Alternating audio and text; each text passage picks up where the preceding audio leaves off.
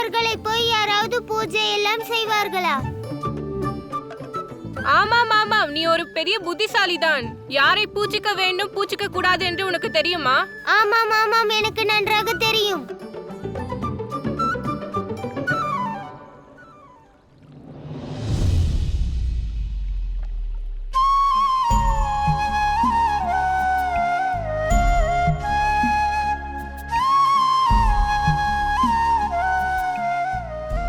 யசோதா தாய் அருகே நிற்கும் பொழுது அந்த நேரத்தில் வேறு யாரையும் பூஜிக்கவே கூடாது.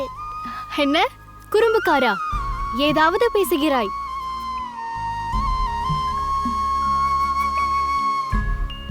என்ன ராதா, நான் கூறுவது உண்மைதானே?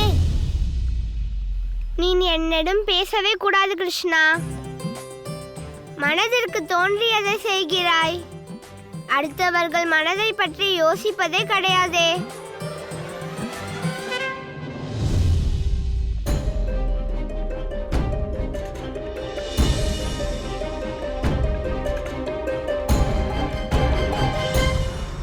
நில் கிருஷ்ணா, என் பேச்சை கேளே.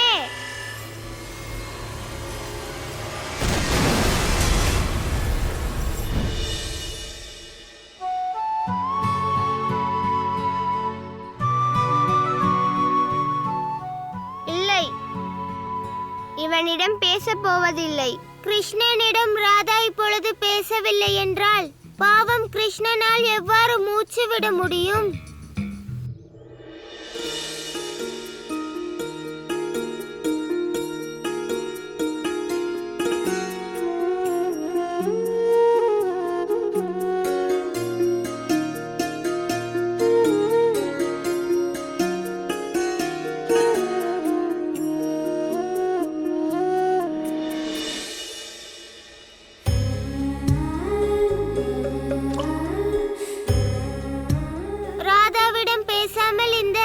கிருஷ்ணன் எவ்வளவு நேரம் இருந்து விடுவான்? ஒரு முறை யோசித்து பாரேன். நான் எதுக்காக யோசிக்க வேண்டும்? யமுனையில் குதிப்பதற்கு முன்னால் நீ யோசித்தாயா? நீ இல்லாமல் போய்விட்டால் நான் எப்படி வாழ்வேன்?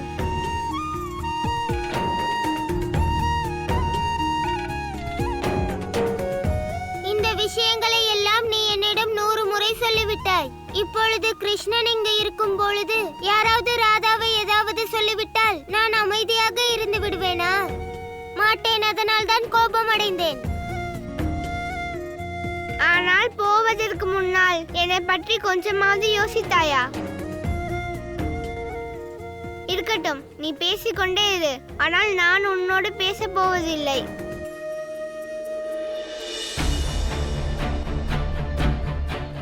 கொஞ்சம் நில்லு ராதா. நான் இருக்க போவதும் இல்லை, பேச போவதும் இல்லை. உன்னை சந்திக்க போவதும் இல்லை.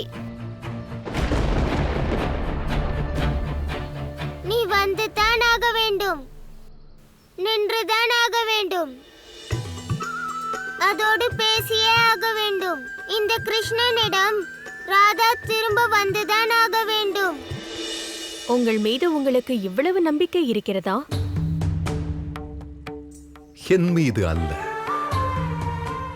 எனக்கு ராதா மீது நம்பிக்கை உள்ளது. அவளது அன்பின் மீது நம்பிக்கை உள்ளது.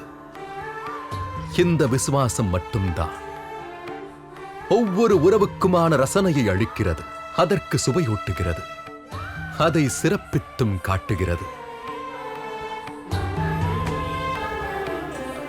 இந்த கிருஷ்ணனிடம் ராதா திரும்ப வந்துதான் ஆக வேண்டும். அப்படியா? அதையும் பார்க்கிறேன். என்னை அழைக்க முடியும் என்றால் அதையும் காட்டிவிடு.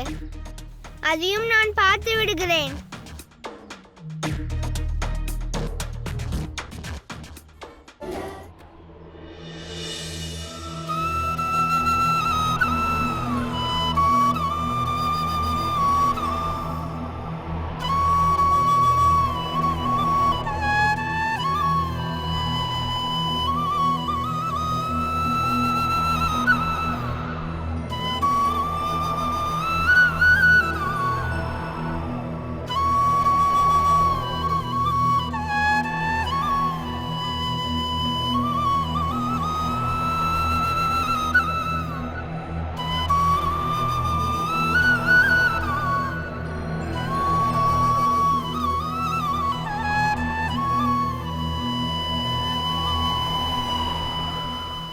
புல்லாங்குழல் இசை அல்ல, இது நான் உன்னை அழைக்கும் குரல் ராதா.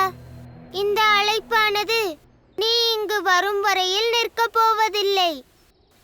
இன்று இந்த புல்லாங்குழல் இசை நிற்கப் போவதே கிடையாது.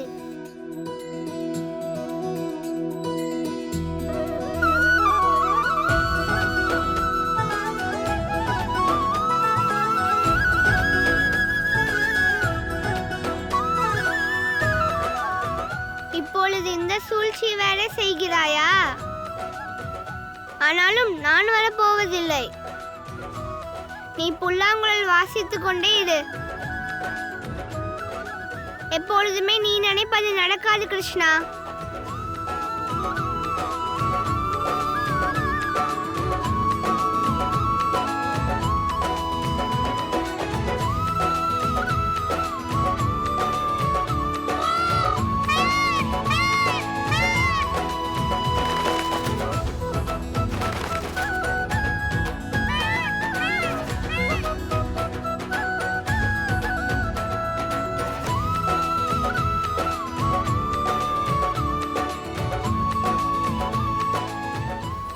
ராதா, ராதா, ராதா, ராதா, ராதா, ராதா.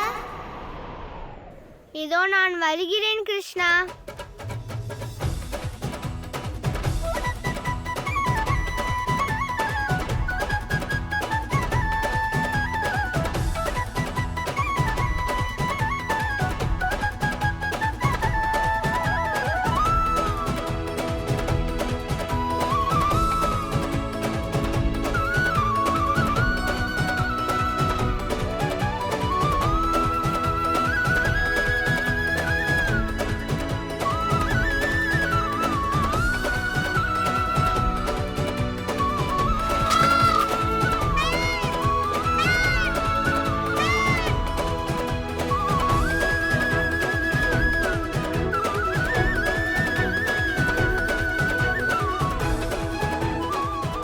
நீ ஜெயிச்சாய், நான் தோற்று விட்டேன் கிருஷ்ணா.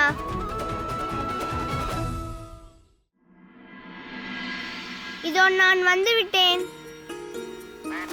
நீ என்னிடம் வருவதற்காக தான் இந்த புல்லாங்குழலை வாசித்தேன். ஆனால் இவைகள் எல்லாம் வந்துவிட்டதே.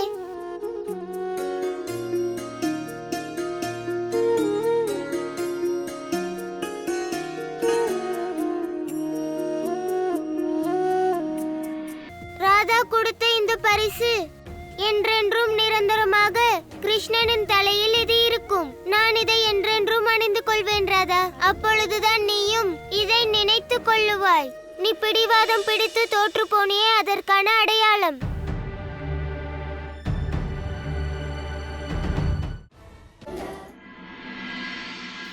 நீ என்ன கூறுகிறாய்?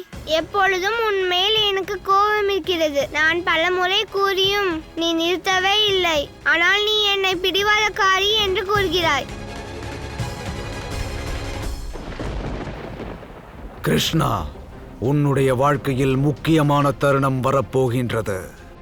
அது உன்னை மட்டுமல்ல, அது அனைத்து கோகுலத்தையும் அழிக்கப் போகின்றது.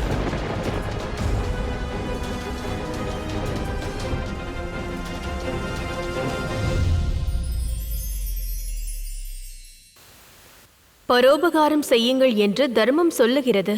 விழுபவனை தூக்கிவிடு, அழுகுபவனை சிரிக்கவை, மூழ்குபவனை காப்பாற்று. ஆனால் நினைவிருக்கட்டும், பரோபகாரத்தின் முதல் நியதி என்னவென்றால், உங்கள் மனதில் தவறான எண்ணம் வரக்கூடாது. அதாவது செய்வதை நீங்கள் செய்கிறீர்கள் என்று. அதனால் எதிர்பார்க்காமல் செய்யும் உபகாரங்கள் உங்களுக்கு நீங்களே உதவி செய்வது போல் ஆகிவிடும். அதனால் பசியோடு இருப்பவனுக்கு போஜனம் கொடுக்கும்போது நினைவிருக்கட்டும். அவ்வாறு செய்தால் உங்கள் ஆத்மாவிற்கும் நிம்மதி கிடைக்கும்.